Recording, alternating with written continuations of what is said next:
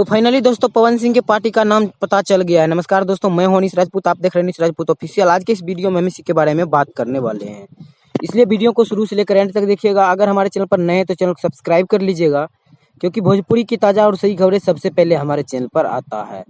तो जैसे कि आप लोग को पता ही होगा, आपने कहीं ना कहीं ये वीडियो देखा ही होगा कि पवन सिंह अपने नए पार्टी का गठन करने जा रहे हैं। आपने बिल्कुल सही सुना, पवन सिंह अपने नए पार्टी का गठन करने जा रहे हैं, खुद के पार्टी का गठन करने जा रहे हैं।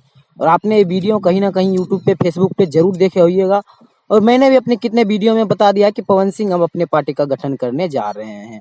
और मैंने इससे पिछले वीडियो में ये भी बताया कि पवन सिंह अपने पार्टी के गठन करने के बाद ज्योति सिंह विधायकी का चुनाव लड़ेगी।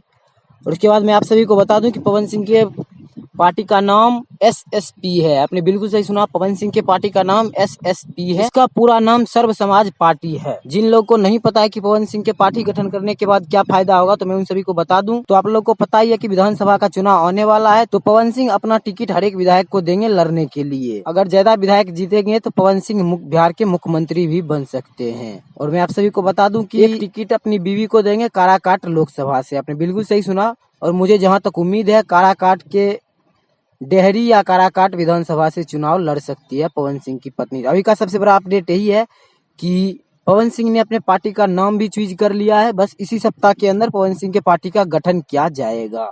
और आप सभी को मैं बता ही दिया कि पवन सिंह के पार्टी का नाम, अगर जो लोग नहीं सुने, मैं उनको दोबारा बता दे रहा हूँ। एसएसपी, सर्व समाज पार्टी, पवन सिंह के पार्टी का नाम है। तो अभी का सबसे बड़ा अपडेट यही है कि पवन सिंह का पार्टी का गठन बहुत जल्द हो जाएगा। तो ये था अभी का सबसे बड़ा अपडेट। ये अपडेट आप लोग को कैसा लगा, अपना राय कमेंट बॉक्स में जरूर दीजिएगा। मिलते किसी अगले अपडेट के साथ, तब तक के लिए बाय।